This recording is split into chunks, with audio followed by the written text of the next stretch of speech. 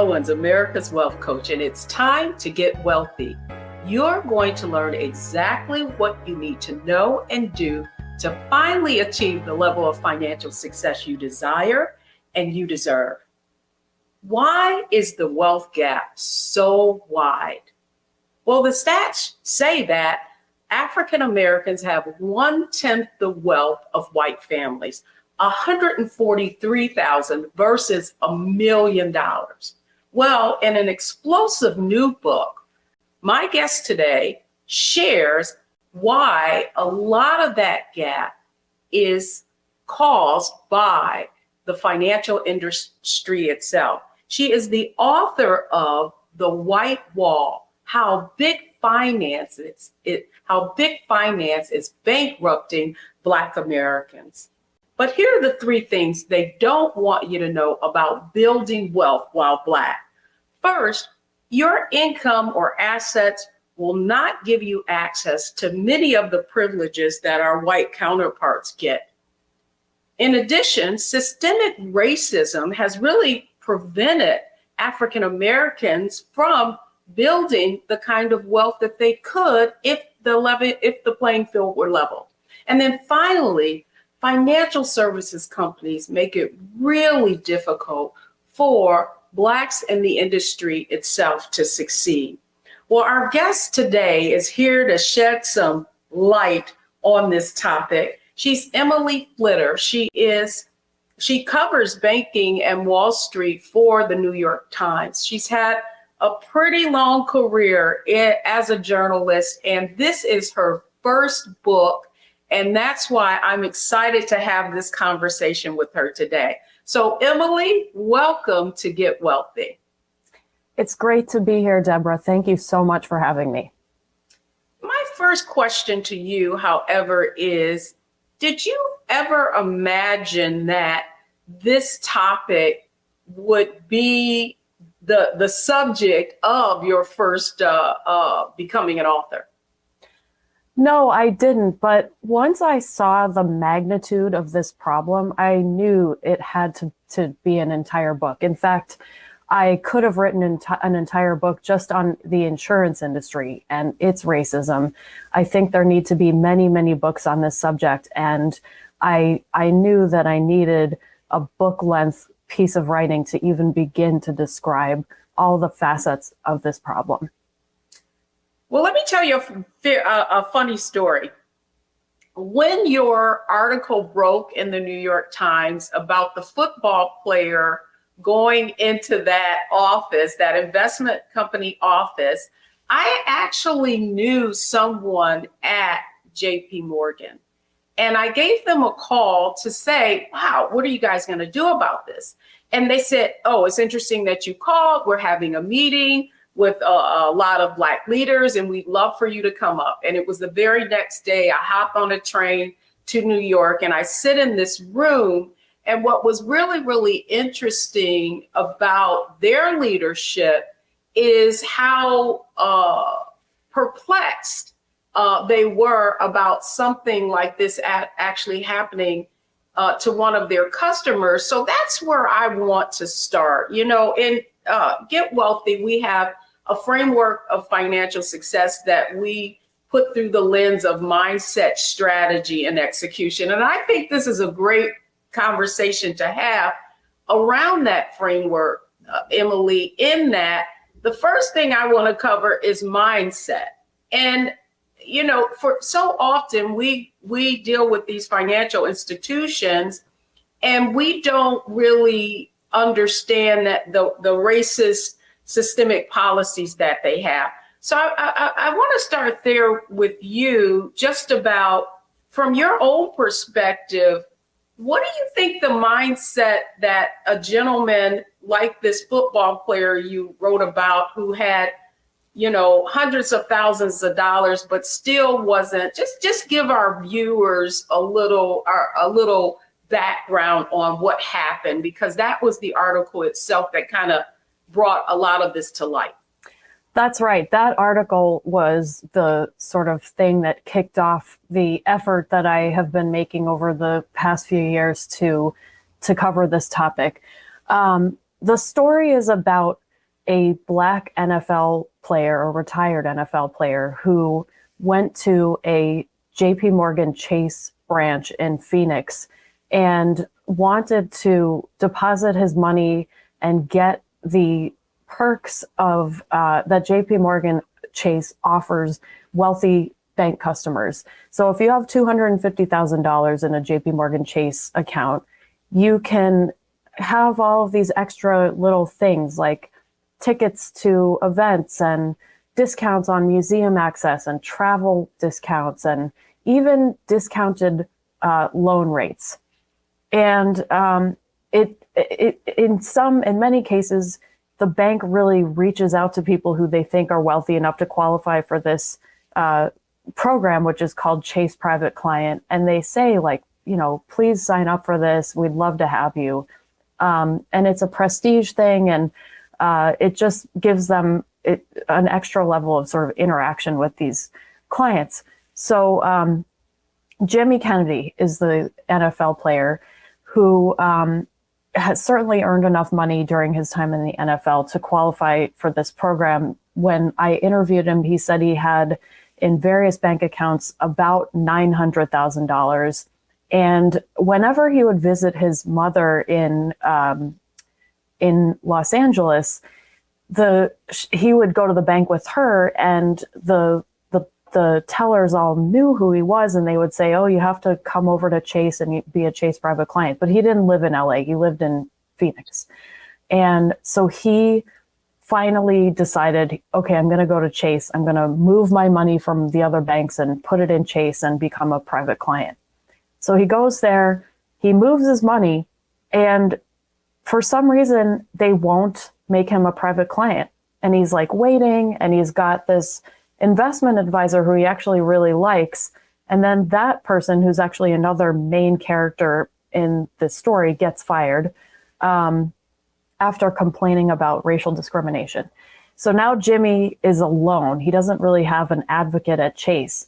The managers are white. He's assigned another investment advisor who is black. And he keeps saying, "Why am I not getting the benefits that I signed up for?" And the new investment advisor says, "It's because they're afraid of you, because you're a big black man and they don't want to deal with you." And this was an explosive story. I mean, that's really the tip of the iceberg. There was a lot more going on at this Chase branch.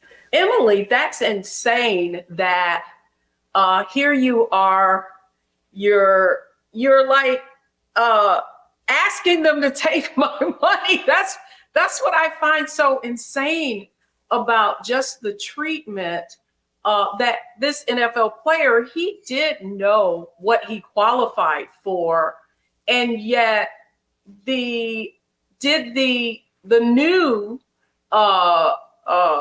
account executive, could he explain? His explanation was he wasn't getting these benefits because they were afraid of him? Yes. So, and we know this because Jimmy, the NFL player, actually recorded these conversations.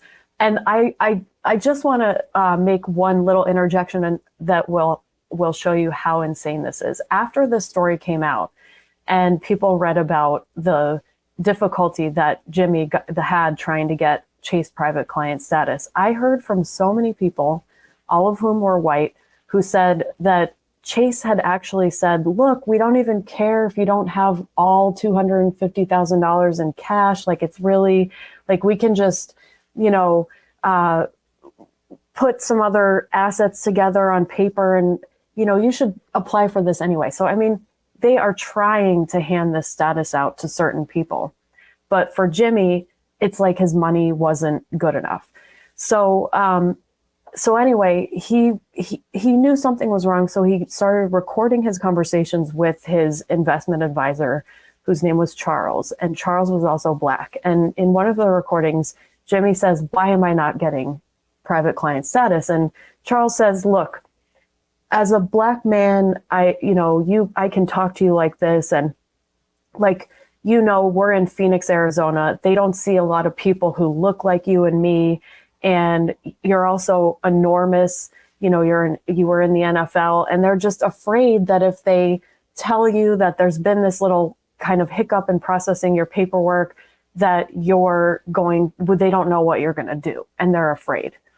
And Jimmy said, well, so do you think it's racism? And Charles replied, well, I don't think that they're blatantly racist, but I think everybody, in their position sort of has a little bit of that inside them. And that's interesting. And goes. Interesting in that, here's why your initial story intrigued me is because, certainly I come out of that industry. I mean, I actually was responsible for managing advisors, hiring advisors. Now, this is more than 2 decades ago. And to think that this still is prevalent, prior to starting Wealthy You, I had no idea that so much of this was going on. Certainly, when I went into a lot of financial services institutions, after I left the industry, many of those companies became clients, and I would do seminars and workshops for them. And I would go into these, companies and say, why is there a lack of diversity? Why aren't, here it is 2 decades later, and there's still very few Blacks, people of color, even women in the industry as well. And so what I discovered, though, after starting Wealthy You and really educating people about how they could, how they need to look at their finances. In one case, I actually went to a company with someone, and she was about to deposit $35,000, and they basically just threw her an application and said, here, pick what you want. And I was like, well, aren't you going to sit down with this person and kind of go over what their goals and objectives are and give them some insight into what would be an appropriate investment? She says, oh, you have to have an appointment for that. And I was like, oh, well, how do we get an appointment? She says, oh, well, you'll have to call. And so what is happening? And so then I see your story and I'm like, man, this is like standard operating procedure. And so, Emily, the next question I have for you, just about, how you discovered this, based on what you've learned, what do you think African Americans need to be aware of when they're dealing with these financial institutions to ensure that they're getting the kind of access to privileges that they should be? Well, that's a really tough question to answer, because it is a fundamentally unfair setup, and it's not the fault of any of the would-be customers who aren't getting this treatment. So just like in the example that you gave, where you accompanied someone who wanted to open an investment account and when she went to open the account, she just wasn't offered the level of service and the level of advice that other people were getting who were not Black. It's like, what do you do when you're faced with that? And there is really no good answer. I think the best answer is there is a network of service providers out there who are Black, who have experienced these abuses and know that they are out there. And Deborah, you say you came from the industry. I'm sure you've seen over the years how when Black financial advisors start out and they may get some experience at wirehouses, they often leave and become RIAs, registered investment advisors, which means that they can have an independent business and they don't have to answer to a huge management structure. That happens a lot because it's just so hard to succeed at these big companies. But when a lot of the RIAs start their own businesses, they actually start with the goal to make things easier for Black customers. And I actually, sorry. No, go right ahead. No, I mean, because that was my question. The first question I have for you, I mean, had Jimmy not recorded that conversation, it would have been very easy for the advisor and for the company itself to deny it. And I know that in some states you can't record people without, letting them know they're recorded. So would you, based on your experience, does it make sense for people to record these interactions so that it can be exposed? That I understand what you're asking now, and I don't want to advise people to break the law. So, right, as you pointed out, recording somebody in certain states without their knowledge is illegal.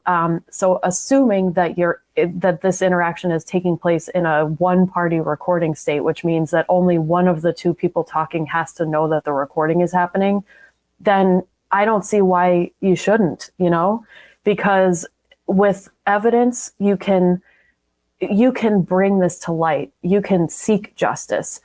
Without a recording, it's so hard because actually, let me give you an example of what happened to Jimmy, who even after he recorded had a hard time getting justice.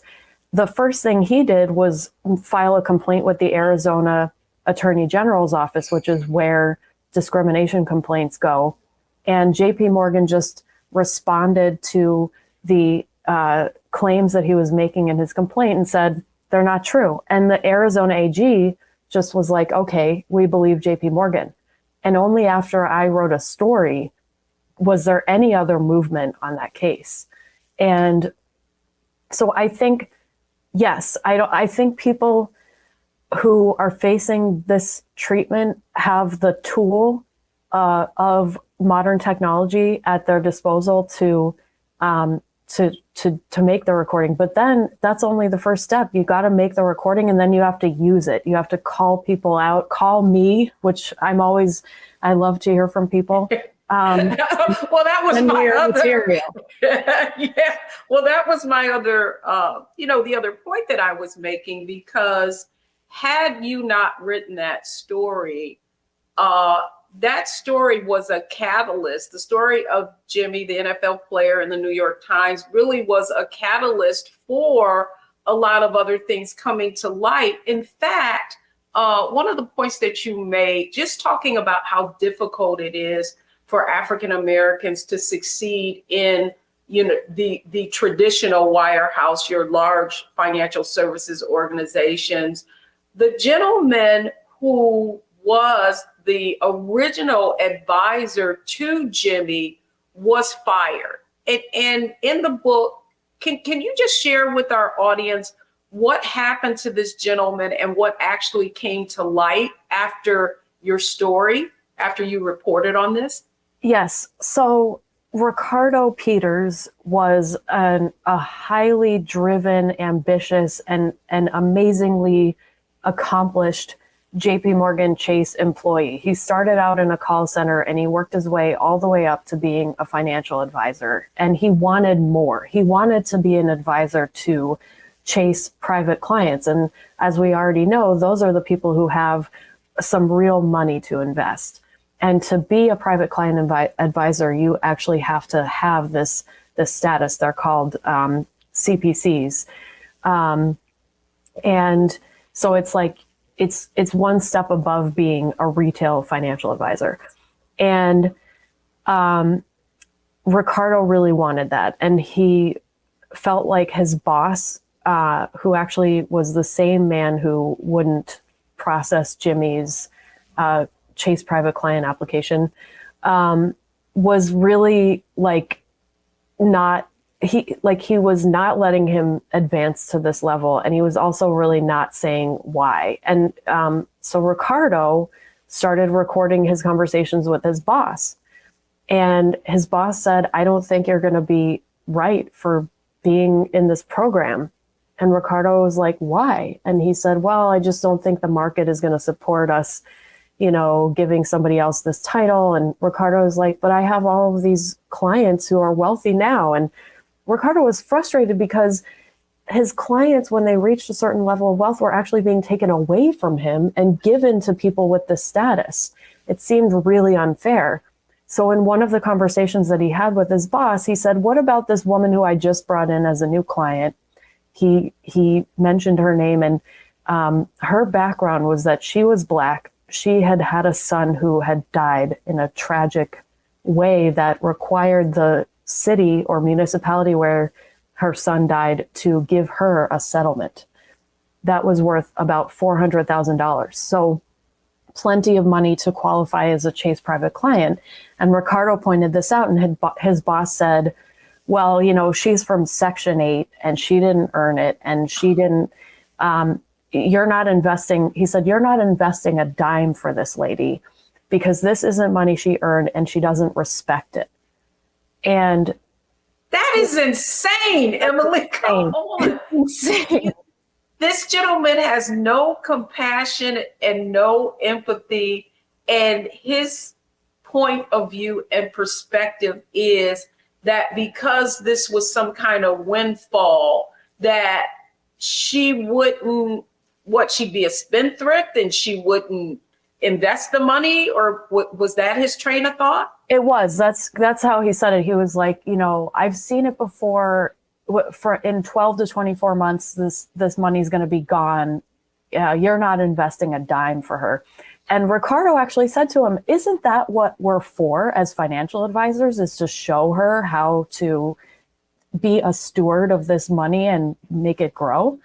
And well, you know what, Emily, as I read that, I thought about just the gymnastics that Ricardo had to do in order to navigate his way in this world, right? Even proving himself and everything, that meeting the requirements of being this private client advisor, and yet still not being given the opportunity that these biases and these racist basically perspectives of the people who are in leadership and are responsible for you being able to go to the next level, trying to be respectful, but at the same time, my heart just went out to him just about how he felt, and even having that conversation with his direct manager. So when we come back, the next thing I want to talk about is strategy, right? Like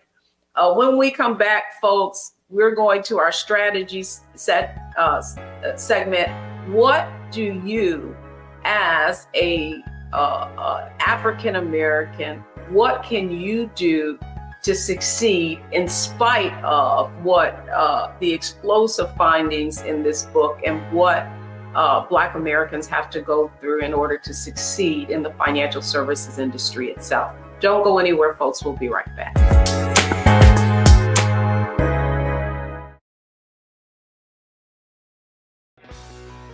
Let's be honest, as successful women, we're crushing it. Maxed out 401k and Roth IRA? Check. Aggressive savings and investments? Check. Yet, the freedom our success was supposed to buy can leave us stuck on the six-figure hamster wheel, watching retirement slip further down the road. There's another way. Get coaching courses and community at wealthyu.com.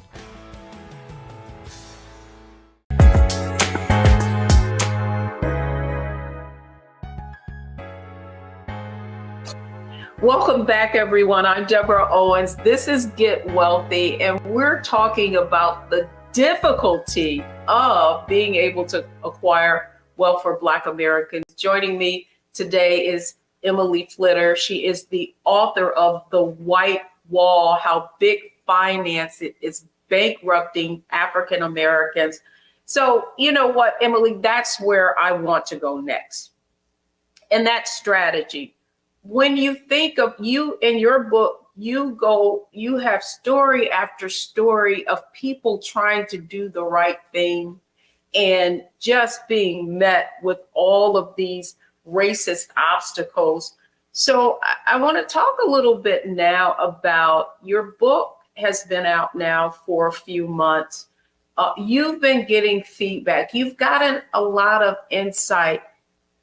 what kind of strategies from your point of view, do Black folks need to employ in order to succeed in spite of these obstacles that we're faced with?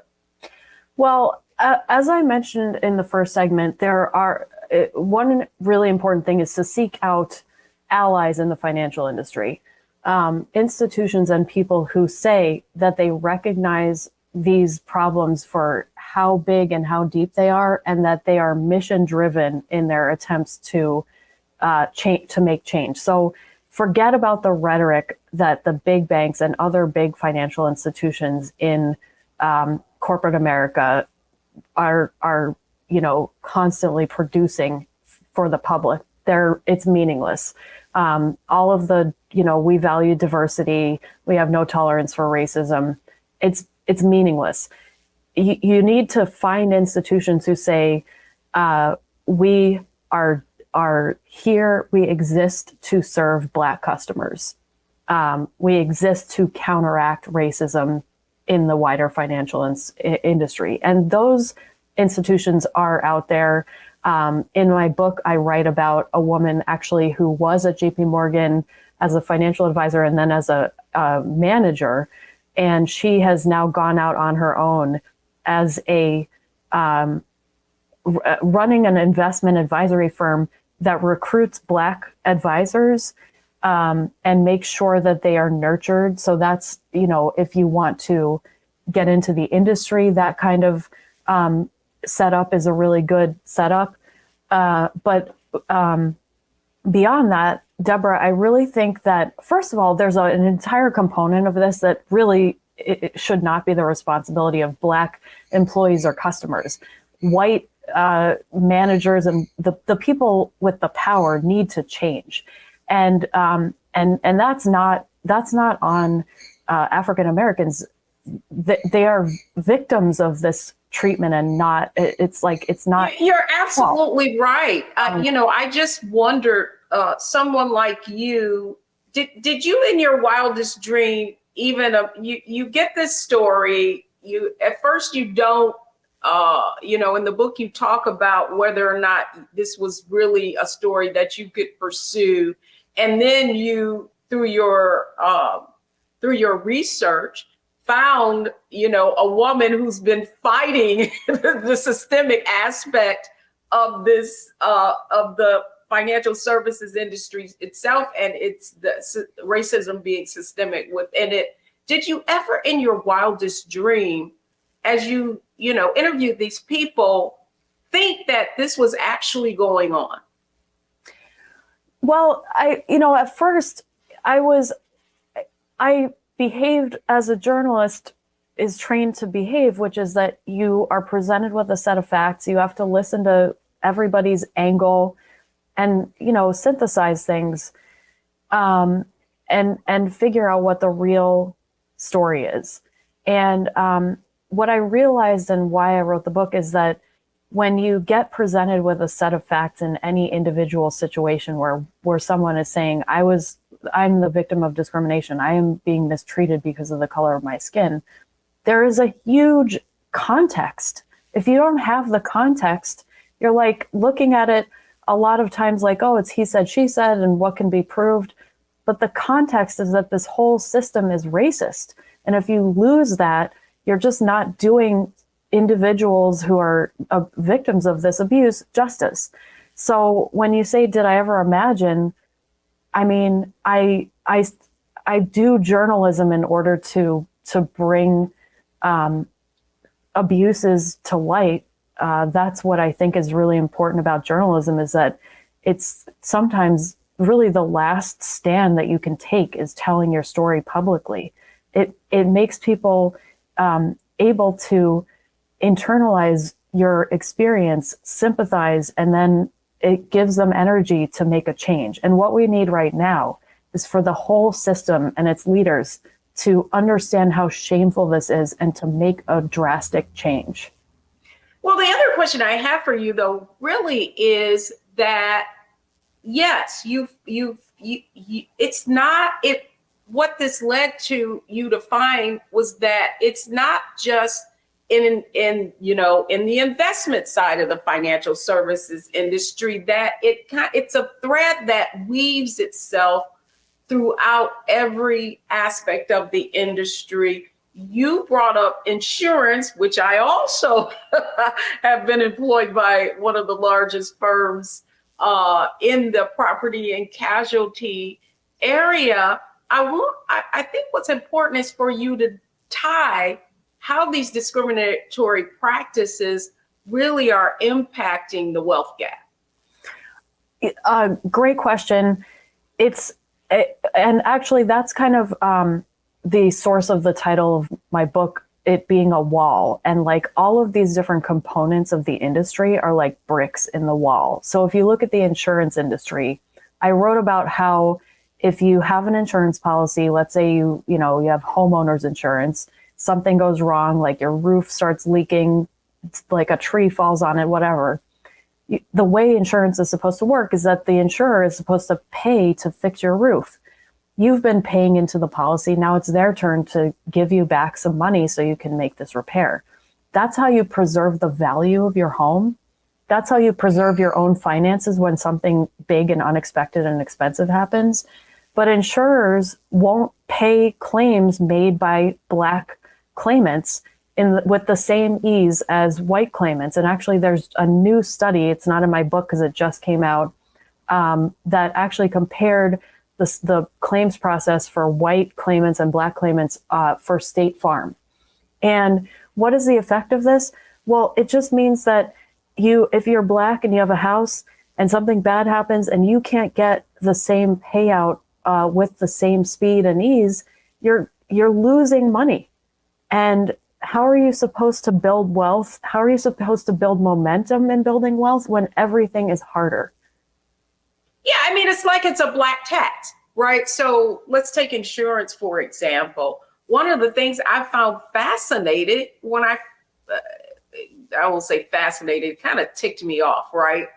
Is to be poor is expensive, is more expensive, right? So what many people don't know is part of your premium is based on your credit score, which makes absolutely no sense to me, because in most cases, there is an actual asset that you're insuring. So why would it make sense to penalize people who are on the margins, who typically, if you have a low credit score, it is difficulty paying your bills, but it costs you more.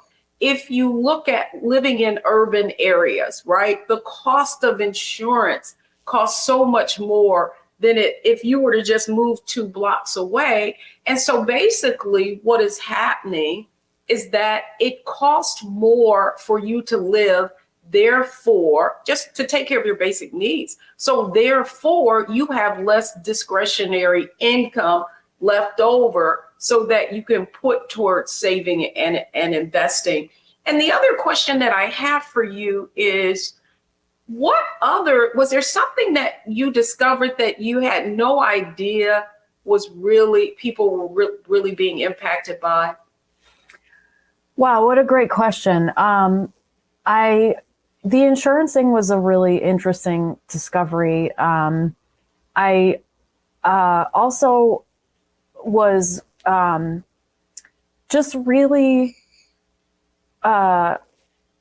shocked when I took a close look at the racial equity pledges that the banks made in 2020. Specifically, I looked at JP Morgan's, which was the biggest, $30 billion they said would go toward their own efforts to close the racial wealth gap. And when you look at what it really is, it's money that JP Morgan is now categorizing as helping close the racial wealth gap, but they're really just doing business. They're making mortgage loans. They're making loans to developers that are going to low-income housing, or at least the developers get the low-income housing tax credit. We don't really know what the results of any of these things are. And the lending to Black mortgage borrowers, it remains incredibly low at JP Morgan as a percentage. So I think it's really easy to get snowed by these huge financial firms public statements. And I would emphasize that so much of it is just such hot air. It is so meaningless.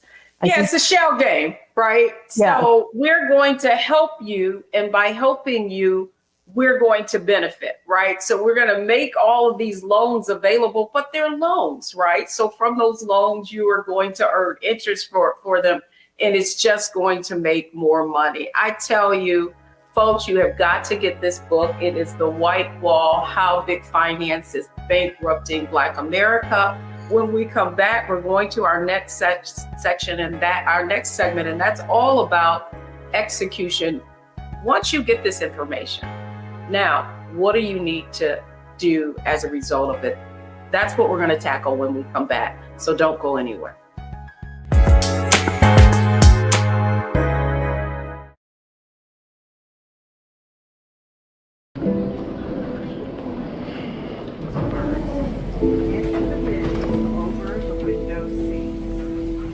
Are the only bins that will accommodate larger rollerboards.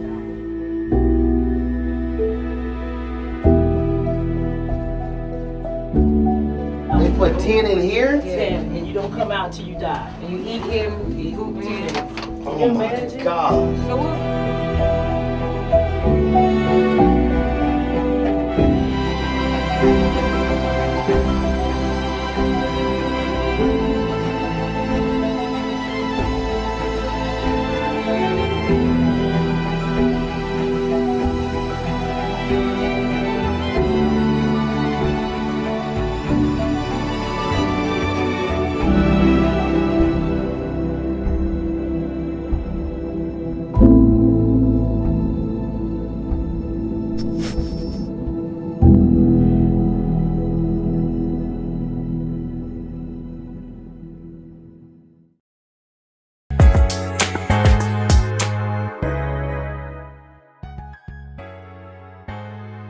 Deborah Owens, welcome back to Get Wealthy. I'm having a fascinating conversation with Emily Flitter, the author of The White Wall. Now, Emily, we're going to tackle execution. And I think you really alluded to that in our last segment. And that's, what do Black folks do? You talked about the fact that Black folks need to, look for organizations and look for institutions that say they have your best interest at heart. And so to that end, you brought up something about registered investment advisors, that it being difficult for Black advisors to succeed in these big organizations, so they're starting their own. I do know specifically about an organization, Quad A, the Association of African American Financial Advisors. You can even go to their website, and if you're looking for a Black financial advisor, that's one of the ways to find something in your location. Any other insights or organizations that you found in your reporting that could also be helpful in assisting our audience in, finding people that value their what they do and what they're trying to accomplish? Quad A is a great suggestion. They're in my book. And I've met so many amazing people through Quad A. And so that's just one part of the financial industry, though. There are Black-owned banks. There are unfortunately fewer Black-owned banks than there used to be, but they are their own category. I mean, even regulators call them MDIs, minority depository institutions. That doesn't mean that they're not going to act like banks. And it's sort of problematic relationships that people can get into with any bank. But if you look up the list of MDIs, minority depository institutions, you're going to be looking at a list of banks that are run by people who understand that there is a very special set of difficulties that Black customers can face at a larger financial institution.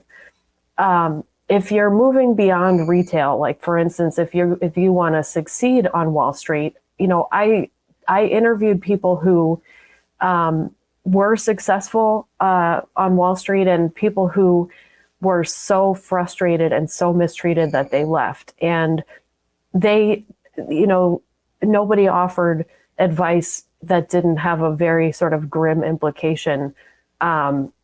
It's in my book, I talk about how hard it is to get any success or justice if you actually complain about being discriminated against. I'm not in a position to give advice, but what I can say is that HR is really designed to protect companies and not the people who are actually victims of abuse. So that's something to keep in mind.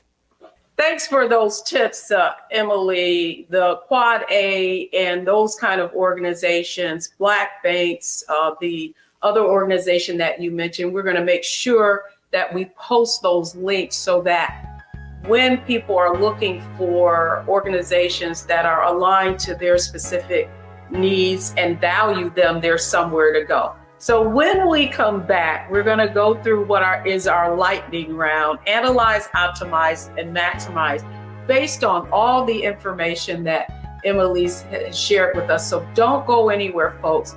We'll be right back.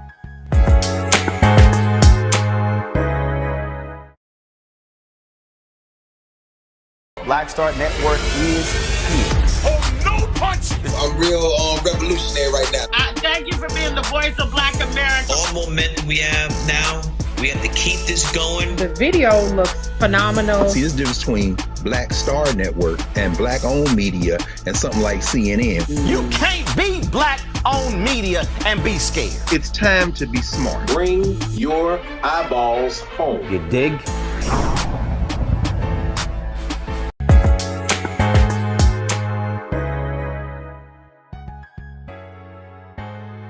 I'm Deborah Owens. You've been watching Get Wealthy, and this has been a very enlightening and opening conversation about just the systemic racism that is banked into financial services itself and how difficult it can be in order for Black Americans to build wealth.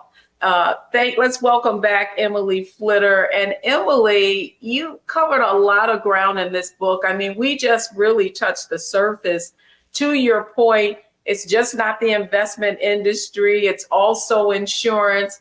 And another point you brought up was how artificial intelligence is really influencing the racism is kind of baked into that. So this is sort of our lightning round based on everything we covered. So I would love for you to just share with our viewers your biggest takeaway from this work. So do you feel like you covered what you needed to, or is there more for you to conquer? Well, I'm glad that you asked it like that. I think one way to summarize the book is if you're watching the show, if you read the book and you're Black, it's the bad stuff that you feel when you're dealing with the financial services industry is not your fault. It's not your fault, and you don't deserve to be treated like this. And if you get bad loan terms, and if somebody's not treating you right, it's them, it's not you. And whether that means you demand better service, or whether it means you go somewhere else, or whether it means you make a public stand, whatever it is. And I hate that that work should have to be on the victims of abuse. It's them, it's not you. So that's an important takeaway. The other takeaway that I hope readers who have power to make changes in this industry understand is that I don't think that we're going to significantly change things without a significant truth and reconciliation program attached to reparations. And I think the financial industry should support a reparations program and do everything that they can to convince the US government to actually make reparations to Black Americans. Well, it is interesting. You started out talking, we didn't get to the conversation, but we did talk about the discovery that was made of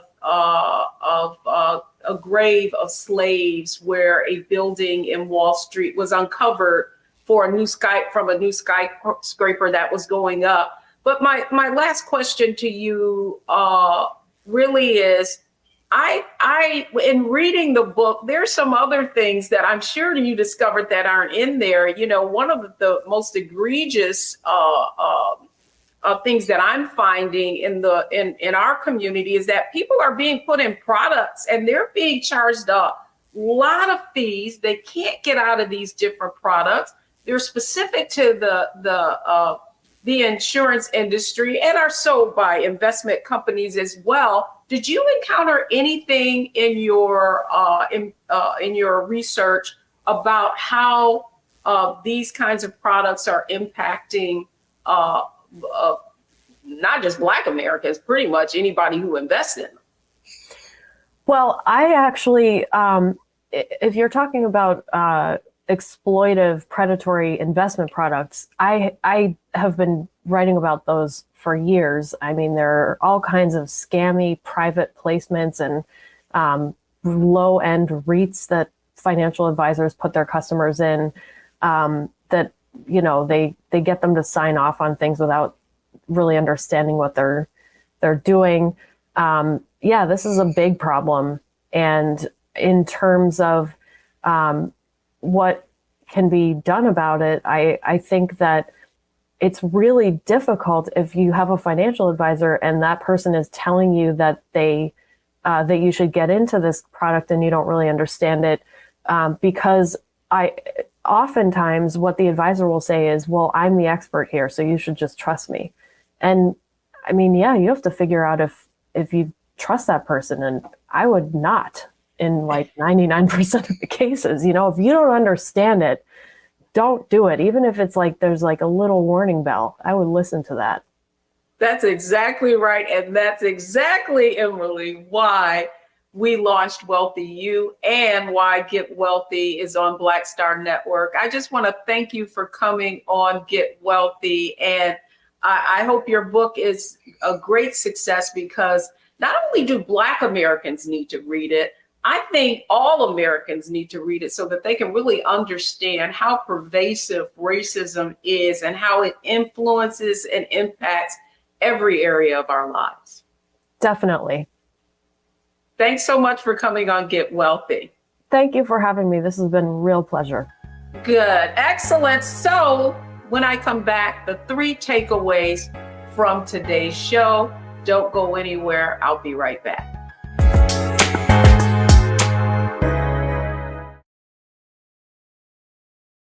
When you talk about Blackness and what happens in Black culture, we're about covering these things that matter to us, speaking to our issues and concerns. This is a genuine people-powered movement. There's a lot of stuff that we're not getting. You get it, and you spread the word. We wish to plead our own cause. Too long have others spoken for us. We cannot tell our own story if we can't pay for it. This is about covering us. Invest in Black-owned media. Your dollars matter.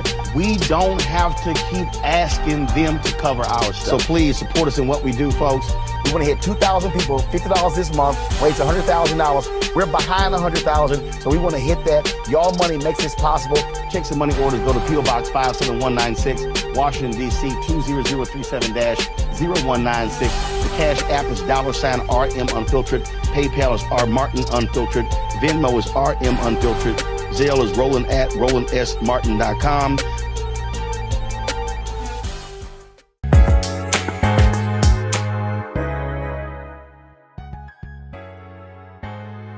Thanks, everyone. I'm Deborah Owens, and thank you for watching Get Wealthy. Here are the 3 takeaways from today's show. The first thing is, financial ignorance is expensive. You really, really need to understand what is happening and the kind of decisions that you're making when it comes to your money. Secondly, financial advisors are compensated not based on the return that they're going to give you, but based on the assets that you bringing in. So make sure you choose wisely. And then finally, read the fine print and the fees that are associated with the decisions and the investment decisions that you're making. That's going to do it for us on this episode of Get Wealthy. Keep watching, because we're going to keep coming up with information that is going to help you achieve the financial success that you deserve. I'm Deborah Owens.